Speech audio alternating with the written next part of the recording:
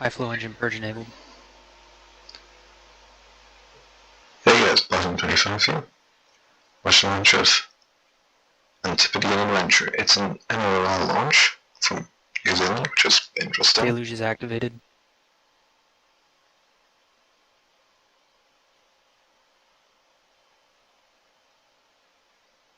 T-minus 20 seconds and counting.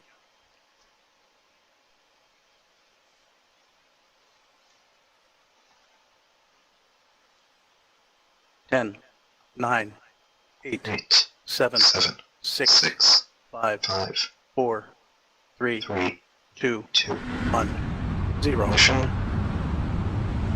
and liftoff.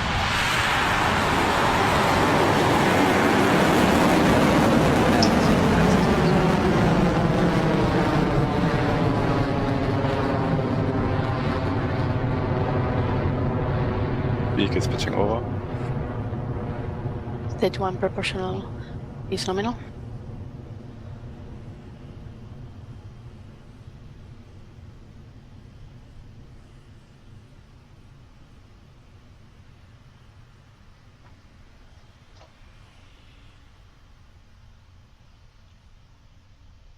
HVB discharge looks nominal. Entered burnout detect mode.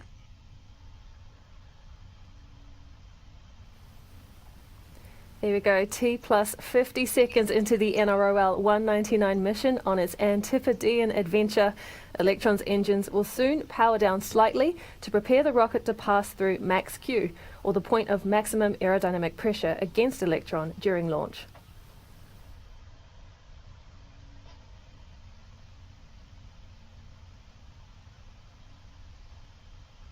Cleared max Q.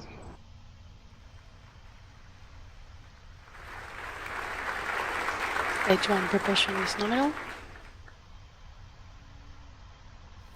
And Electron has passed through max Q, the rocket's first major test after leaving the pad at Launch Complex 1 on the coast. You see below there on your screen.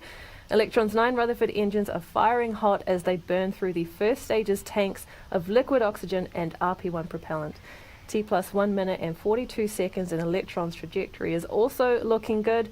The rocket is at now over 30 kilometers above Earth and moving quickly at nearly 4,000 kilometers an hour.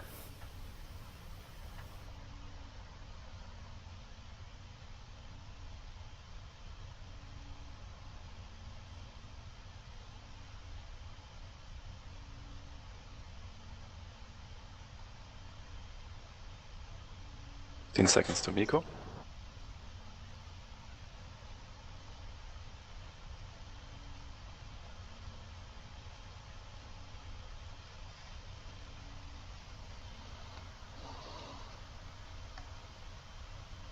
Miko confirmed. Okay, there's state separation. And after second stage ignition.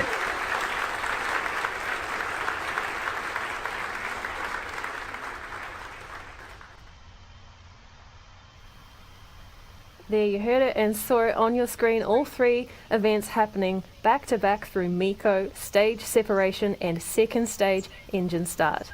Currently on your screen is Electron's second stage, continuing nominally for the NROL-199 mission. Soon it will shed its payload protective fairing to lose the unnecessary weight now that the vehicle is in space. In fact, there it goes, we can see it falling away on our screen there, so the payload fairing has split in half and fallen away. The NROL-199 payload is now exposed to space in preparation for payload deployment, and Electron's second stage is continuing to orbit, carrying the kick stage and the payload. Everything continues to look nominal, with the Rutherford engine glowing bright as it powers the mission on.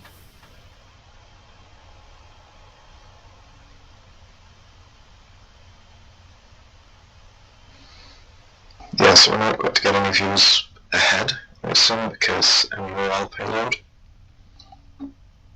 NROL National Reconnaissance Office, the guys who run the spy satellites.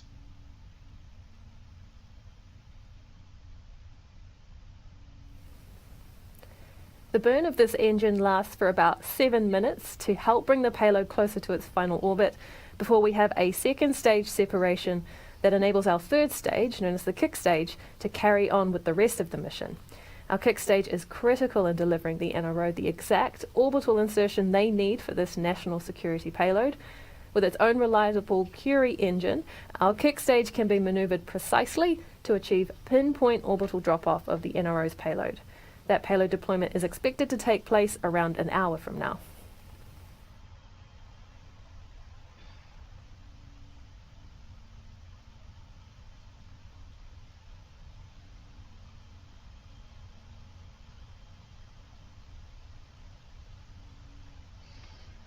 So everything seems to be going just fine. Stage 2 propulsion still nominal. There we go. Look at that beautiful view from space. Everything is looking great so far on this Antipodean adventure. Coming up to T plus 5 minutes and 9 seconds, and Electron's Stage 2 engine continues to fire nominally along our expected trajectory, ready to deliver the NRO payload to space.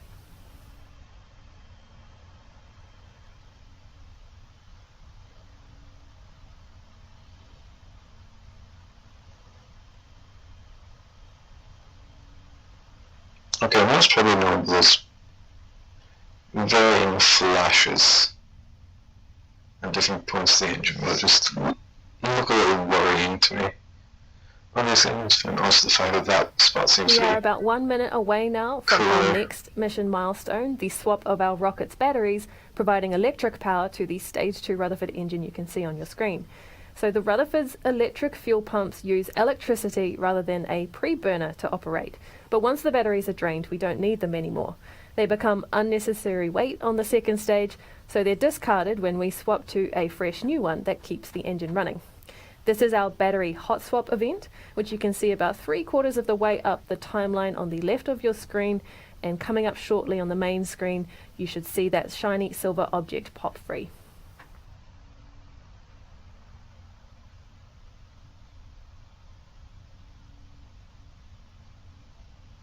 Throttling down.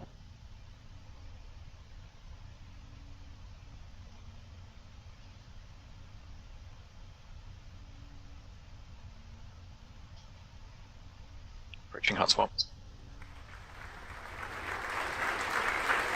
good. So the batteries have been swapped out. There we go, right on time. We have had battery hot swap on the second stage, confirmed across the nets and visually if you saw them falling away from the rocket on your screen there.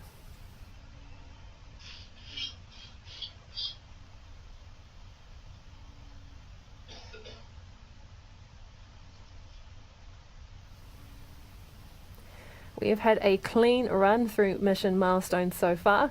It was only 7 or so minutes ago that Electron cleared the pad at LC1, having since completed successful passes through max Q, main engine cutoff, and stage separation to reach this point now in the mission.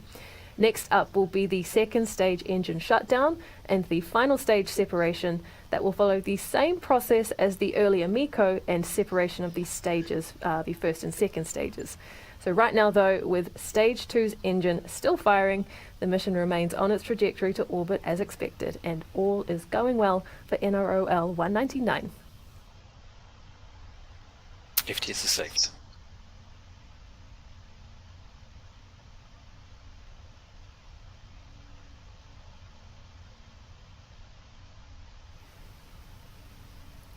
We are well past the Kármán line now, travelling to this mission's destination in low Earth orbit.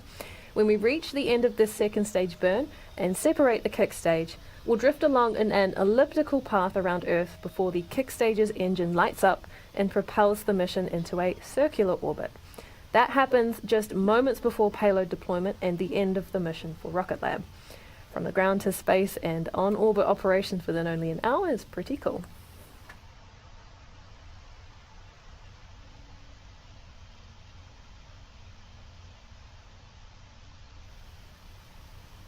Okay, so in the next minute or so we should reach the final acts of the second stage for this mission, the shutdown of its Rutherford engine, called SECO, before the kick stage separates and carries on with the payload. We'll see the engine's nozzle fade from bright red as it cools down, and from there we'll be ending the broadcast as the mission continues to its classified orbit.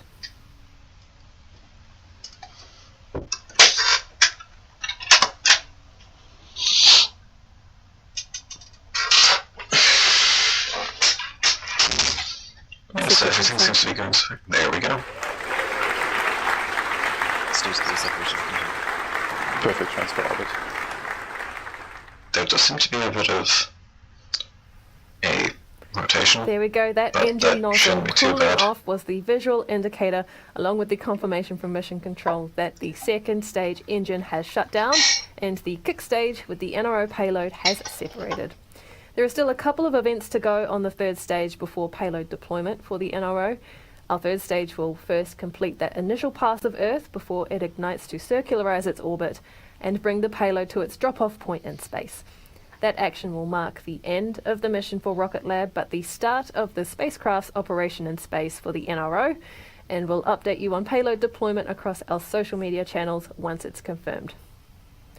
It has been a busy few weeks at Rocket Lab with the launch of the Capstone mission to the Moon only 5 weeks ago, on-orbit operation for that mission for the week following, and another mission for the NRO soon after that. Between Capstone and NROL-162 was our shortest turnaround yet at only 15 days, with only 22 days to get us to today's mission. Keep an eye on Rocket Lab's social media for confirmation again of that payload deployment and mission success for NROL-199. But from the whole team, a big thank you to the NRO for entrusting us with the back-to-back missions for both 162 and 199.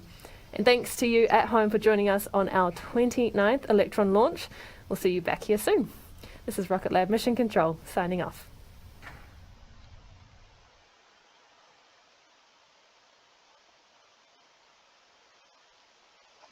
So yes, that was Antipodean Adventure on bottom 25. Goodbye.